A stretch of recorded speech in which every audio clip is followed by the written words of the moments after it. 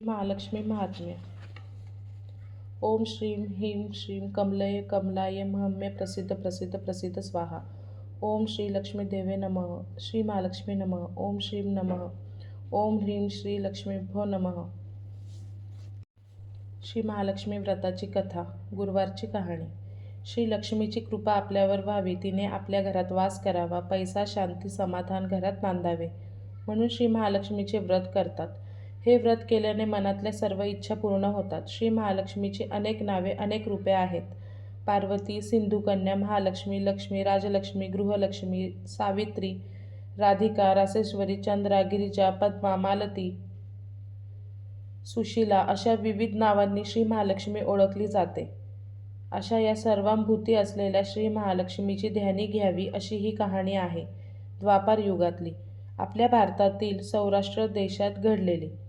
तेथे एक राजा राज्य करीत होता. त्या राजाचे नाव होते भद्रशवा. तो शूर होता, दयाळू होता आणि प्रजादक्ष होता. 4 वेद, 6 शास्त्रे, 18 पुराणे यांचे ज्ञान त्याला होते. अशा या राजाच्या राणीचे नाव होते सुरचंद्रिका. राणी रूपाने सुंदर होती, सुलक्षणी होती आणि पतिनिष्ठ होती. त्यांना एकूण 8 अपत्ये होती, 7 पुत्र आणि त्यांच्यानंतर झालेली एक कन्या. राजा राणीचे कन्येचे नाव शांबाला ठेवले होते. एकदा देवीच्या मनात आले, आपण राजाच्या राजप्रासादी राहावे. त्याने राजा आणखी सुखी होईल, प्रजेलाही तो आणखी सुख देईल. गरिबाकडे राहिले तर सगळ्या संपत्तीचा तो एकटाच उपभोग घेईल. म्हणून देवीने एका म्हातारीचे रूप घेतले, फाटकी वस्त्रे ल्याली, आधारासाठी हातात काठी घेतली आणि काठी टेकत टेकत ती राणीच्या महालाच्या दाराशी आली. तिला पाहताच एक दासी पुढे आली. तिने म्हातारीला विचारलं, कोण ग बाई, तू कुठून आलीस, काय काम काढलंस, तुझं नाव काय, गाव काय, काय हवंय? म्हातारीचे रूप घेतलेली लक्ष्मीदेवी म्हणाली, माझं नाव कमलाबाई, द्वारकेला राहते मी, तुझ्या राणीला भेटायला आली. कुठे आहे ती? दासी म्हणाली, राणीसाहेब महालात आहेत, त्यांना सांगायला गेले तर माझ्यावरच रागावतील. तुला कशा भेटणार त्या? तुझा अवतार पाहून तुला त्या हाकलूनच देतील. तू इथेच थोडा वेळ आडोशाला थांब. म्हातारीला राग आला. ती संतापून म्हणाली, तुझी राणी गेल्या जन्मी एका वैश्याची पत्नी होती. तो वैश्य फार गरीब होता. त्यावरून त्या दोघांची नेहमी भांडणे होत. नवरा तिला मारहाण करी. ह्या त्रासाला कंटाळून एक दिवस ती घर सोडून गेली आणि जंगलात उपाशी तापाशी भटकू लागली. तिची अवस्था पाहून मला तिची दया आली. मी तिला ऐश्वर्य, सुख आणि संपत्ती देणाऱ्या श्री महालक्ष्मी व्रताची माहिती सांगितली. त्याप्रमाणे तिने ते व्रत केले. तिच्या व्रताने महालक्ष्मी प्रसन्न झाली. तिचे दारिद्र्य संपले. तिचे घर संपत्ती समृद्धीने भरले. तिच्या जीवनात आनंद भरला. लक्ष्मी व्रत केल्यामुळे मृत्यूनंतर ती दोघे पती पत्नी लक्ष्मी लोकात वैभवात राहिली. या जन्मी त्यांचा जन्म राजकुळात झालेला आहे. देवीच्या कृपेने ती आता राणीपदावर बसली. पण लक्ष्मी व्रताचा तिला आता विसर पडला आहे. त्याचीच आठवण करून देण्यासाठी मी इथे आली आहे. म्हातारीचे बोलणे ऐकून दासीच्या मनात जिज्ञासा निर्माण झाली. म्हातारीला पाणी दिले, नमस्कार केला आणि म्हणाली, मला सांगाल का ते व्रत? मी करीन ते नेमाने. उठणार नाही, मातणार नाही, घेतला बसा टाकणार नाही. म्हातारीने दासीला लक्ष्मीव्रताची माहिती सांगितली. मग ती उठली आणि काठी टेकत निघणार तेवढ्यात राणी आली महालातून. फाटक्या वस्त्रातील म्हातारीला पाहताच ती संतापली आणि उर्मटपणे म्हणाली, कोण ग तू थेरडे, इथे कशाला आलीस? जा इथून. तिने पुढे होऊन म्हातारीला घालवून दिले. ती म्हातारी म्हणजे महालक्ष्मीच होती हे राणीला कळले नाही. राणीचा तो उर्मटपणा पाहून महालक्ष्मीने तिला न थांबवता स्वस्थानी जाण्याचे ठरवले. राणीचा महाल सोडून म्हातारी निघणार तोच एक मुलगी लगबगीने बाहेर आली. ती मुलगी होती राजकन्या शांबाला. तिने येऊन म्हातारीला नमस्कार केला आणि कळवळून म्हणाली, आजी रागावू नका, माझी आई चुकली, तिच्यासाठी मला क्षमा करा, मी तुमच्या पाया पडते. राजकन्येचे ते बोलणे ऐकून श्री महालक्ष्मीला तिची दया आली.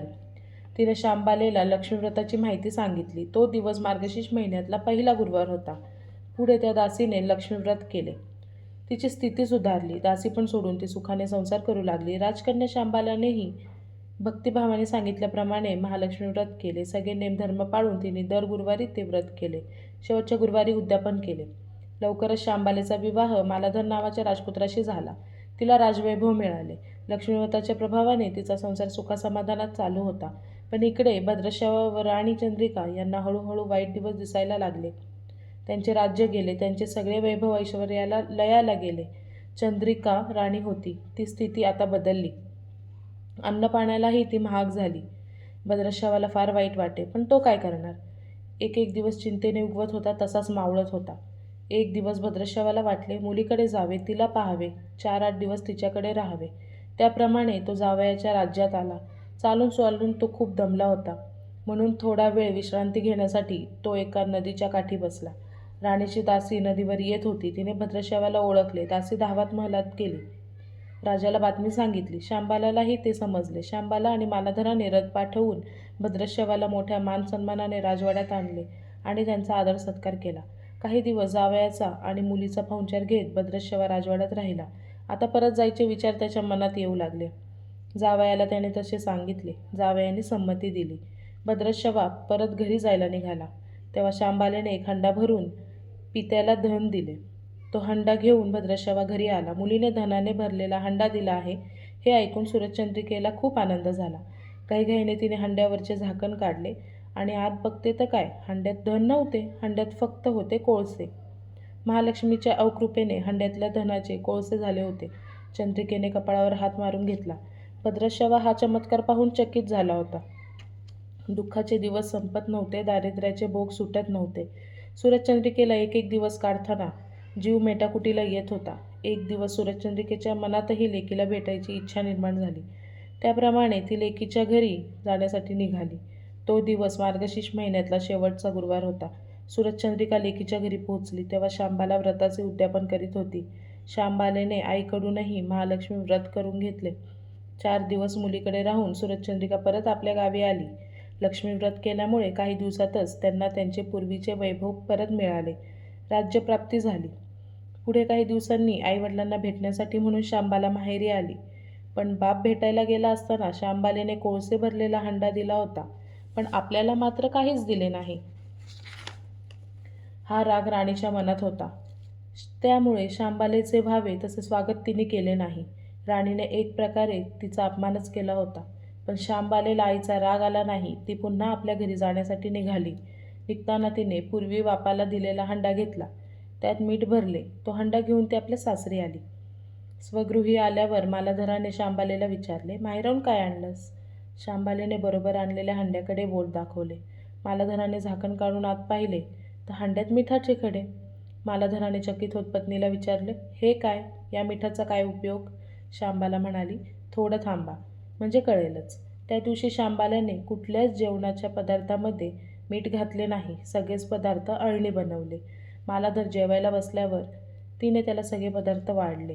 सगळे जेवण अळणी लागल्यावर मालाधराने प्रश्न विचारला. मग शांबालेने पानात थोडे मीठ वाढले. अन्नपदार्थात ते मिसळताच बेचव अन्नाला चव आली.